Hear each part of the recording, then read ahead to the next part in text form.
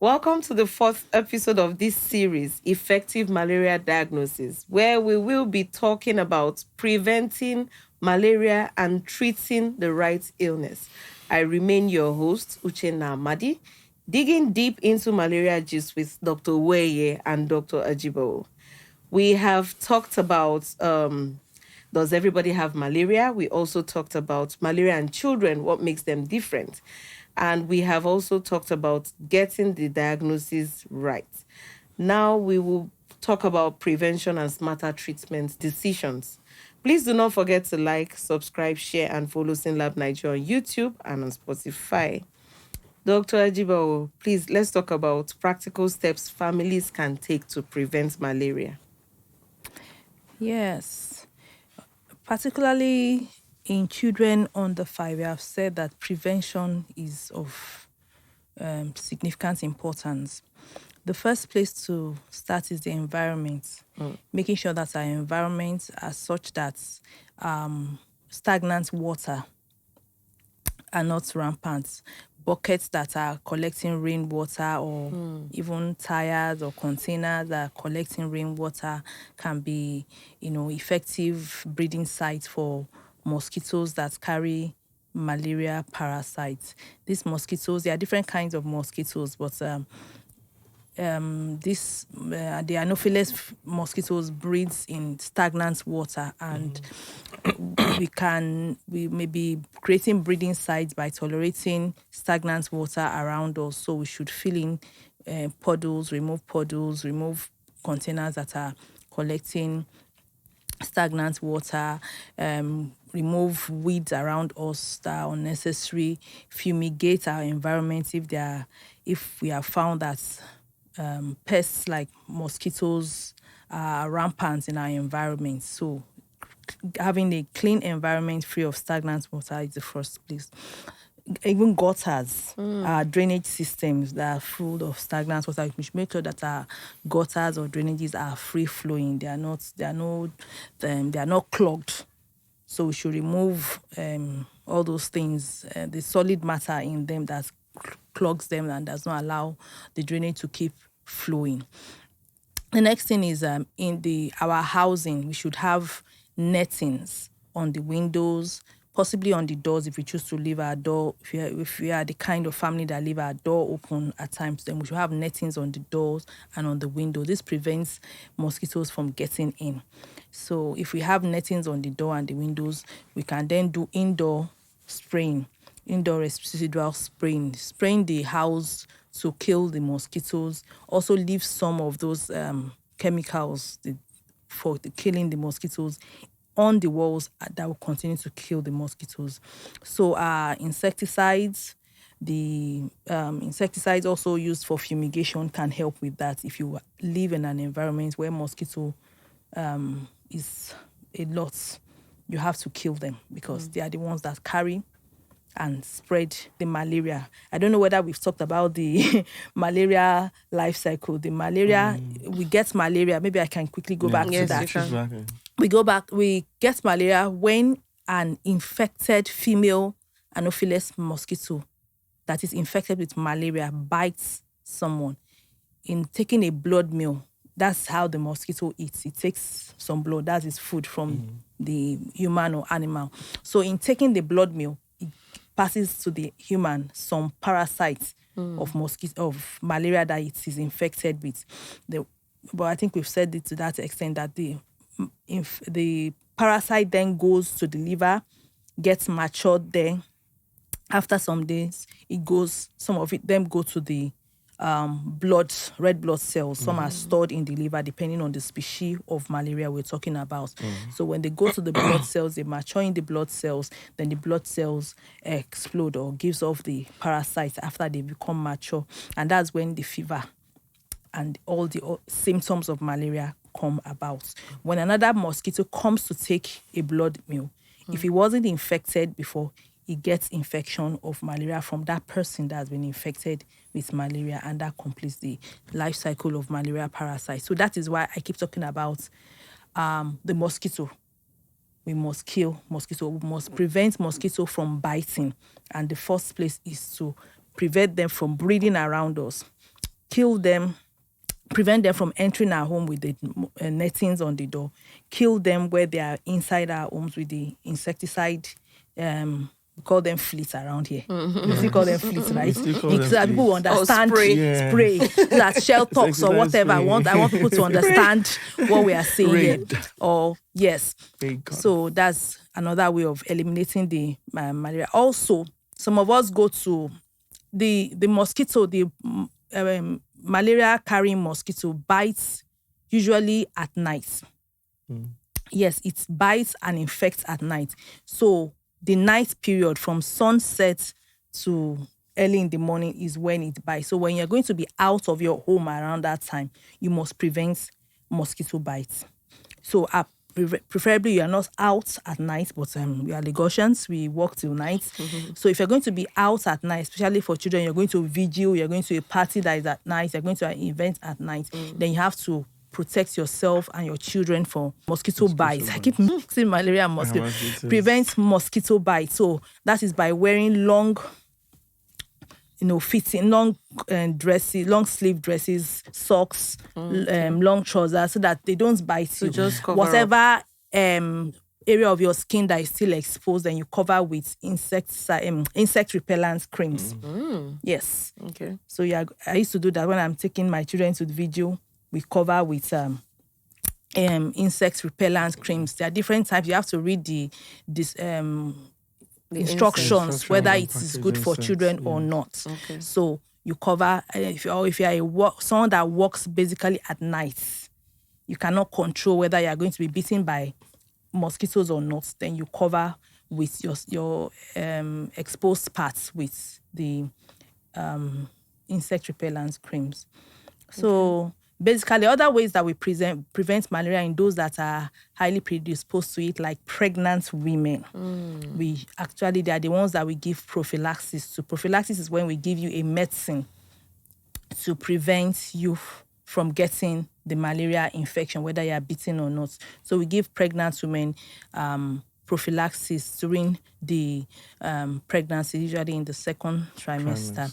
Also, we give people that are other people that are predisposed to it are sickle cell anemia patients. So for patients that have sickle cell anemia, they have to take daily doses of paludrin daily. There's something we used to call Sunday medicine that everybody takes to prevent malaria, but that's been scrapped. It's only these specific groups of people that are highly predisposed to the severe malaria, pregnant women, sickle cell anemia patients, that we now give prophylaxis. We don't give children prophylaxis. We prevent the insect bites. Wow. So when these symptoms reoccur, how often should families test instead of repeating treatment? If you have been prescribed malaria treatment, maybe following a positive test, and the fever does not stop second, third days, then you have to come back to your physician, to your doctor. So he decides, because I believe he would have done other tests, then he decides what to do next. You don't need to do another test. The doctor may then decide, is it that, I tested you were positive for malaria. Is it that we have not gotten the malaria down, or do we need to test for other things? Then he will decide. If he needs to test for malaria again, he probably won't be doing the same exact sort of test. So it's the work of the doctor to decide which testing you then do. So when you go to the lab after getting treatment for malaria, you're wasting your money, essentially. Yeah. No. And I need to say, you are wasting your blood. So since we like our blood so much, that thing alarms me, because some people will come to the lab to run, and I don't finish my blood. I don't understand 5 mil or 3 mil. Do you understand out of the abundance that you have been given? Yeah. So I need to say that since you like your blood so much, you're wasting your money, you're wasting your blood. You need to go back to the doctor to, he will ask you questions to look at your symptoms again. Sometimes he may just reassure you that, I think things are still on that treatment and you get better. Sometimes he would do the test, especially if the test that was done before did not really show malaria, and you are still, if the fever is progressing or the way this illness is going is not according to what the doctor expected, he would decide on what test to run then. Thank you very much. Let me come to Dr. Owoeye for a bit. I've allowed you rest, though. It's fine. She's doing a fantastic job. Yes, she is. How does access to reliable lab diagnosis, such as those provided by SYNLAB, support better treatment decisions and protect public health? Yeah, okay. The tests that I offer, at SYNLAB Nigeria that we do, I think I'd mentioned them in one of the earlier episodes, the RDT, microscopy, and then, automation, allows you to be able to detect malaria fast. With the RDT and automation, you can detect malaria immediately within few hours, and then you're able to enables the clinician to make decisions on time. Because sometimes, especially with the at-risk age groups, like in the children, in pregnant women, or in sickle cell patients, a doctor may need to make a decision fast, you understand? And of course, you need your results on time. You need a result that is accurate, a result that is timely, and that you're getting as at when needed. So, the access to the kind of services provided at SYNLAB has actually, enable you to get your results within a very short time to be able to make clinical decisions, and of course, also. The tests that we also have on offer also enables the patient, or the doctor, the clinician, to monitor the patient. For example, the patient comes in, our treatment, the patient has severe malaria characterized by something like hyperparasitemia, that we can actually, determine, from our automated, testing. And then the patient has been on treatment for a while. It allows the doctor to be able to monitor the efficacy of his treatment, you understand, to monitor the parasitemia levels, especially in children, which is actually also very, very important because, with the high parasite load, the likelihood of having some life-altering complications increases. Yeah. So it also enables you to also, apart from the fact that it affords, timely diagnosis, allows the clinicians to make decisions on time, also allows clinicians to also monitor, patients too. So yes, it has. And of course, malaria has remained the perennial public health problem. One of the leading causes of death in children under 5 years. Wow. So your ability to be able to make your diagnosis on time and then to be able to monitor treatment definitely has a positive impact, on public health, especially, within that space. And of course, also in the at-risk age groups, like in pregnant women, you can almost always get your results on time, very good results, accurate, precise, because we have a panel that actually incorporates everything. In that panel, you have both RDT, microscopy, and automation.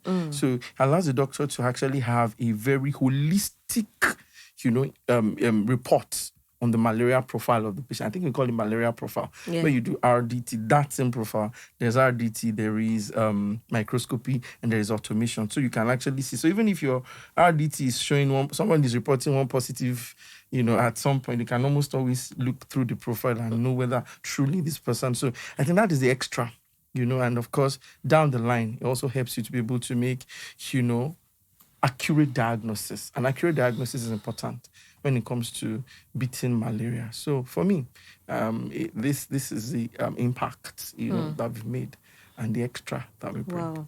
So we're gradually coming to an end. I'd like to say something about that. Yes, please. I was going to ask you if there are any last words you have for our listeners. I'm impressed about malaria profile. Yeah, because that takes the guesswork and the permutations away from the doctor. Definitely at what stage of the at what stage this patient is in. Was it that he had malaria infection before and it is now being resolved with treatment, or is this a new infection? The panel is going to be helpful for a physician to determine what to do next with any patient, because it shows a full picture, and I appreciate that. I didn't know about that. Thank you. So that's great. And what I wanted to add to what I said earlier about groups that are groups that are at risk that would need prophylaxis, that is giving medications to prevent malaria. Yeah. The last group is people that are coming from an area that is non-endemic, low endemicity of malaria, to an area where there is high in endemicity, like Nigeria, like Nigerians that are abroad, our, what do we call them, diasporans, our IJGBs. I just got Before they, when they were here, they had a level of immunity to malaria. But if they've been over there For a for while. years, between 5 and 10 years, they can It will totally drop. lose Wow. that immunity. So if they are coming back for Dead Sea December or Yeah, I lovely remember. and holy and beautiful And beautiful December, Decembers. they should remember to come prepared for malaria infections by starting their prophylaxis. So they should meet their primary care physicians abroad to prescribe a malaria prophylaxis that suits them. There are some that they all have to be started before they come here.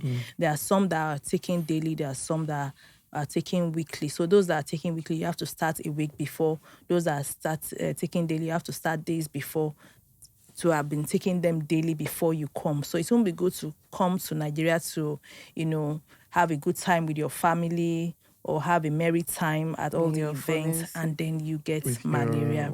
So that's the last thing I wanted to Wow, add. thank you. That's very insightful. Dr. Owoeye, do you want to add anything for our listeners before we Okay. go? All right. We have said a whole lot. I just want to do a short recap that treatment is not solely based on laboratory results. You need to see a physician. I just think I need to stress on that. And not every malaria 1+ test that you see is actually, malaria. And then it's also very, very important for us to pay attention to whatever our doctors, tell us. It's very, very important as mothers not to trivialize fevers in children and not just to resort to doing just local herbs. I mean, it could be more deleterious than beneficial. And I think a while ago we were talking about some people giving, one of the things you could get with malaria is convulsions, and some people giving cow urine, and things as bad as that, worsening the child's, condition. So it's very, very important. It's a message to mothers. Mothers, please and please and please, as she said, don't do that with children. That's all I have to say. Don't do that with children. Wow. Thank you very much, Dr. Owoeye. Today, we've taken a deep and necessary journey from questioning the belief that everybody has malaria to understanding how malaria affects children, to learning how proper diagnosis protects lives, and finally, how prevention and testing lead to better health outcomes. A huge thank you to our wonderful guests, Dr. Olaniyi Owoeye of SYNLAB Nigeria, and our family physician, Dr. Modupe Ajibawo, for sharing their expertise and insights. As is our tradition, I'll invite you both to sign on our legacy board. This shows that you graced us with your presence in today's podcast. I was here. I would really like to appreciate you for doing that. To our listeners, here you go. Thank you. To our listeners, stay informed, stay protected, and remember, not everybody has malaria. Not every fever is malaria, but every fever deserves a test. Please do not forget to like, subscribe, share, and follow SYNLAB Nigeria across all social media platforms. Thank you for joining us. My name is Uchenna Amadi, and this is me signing off.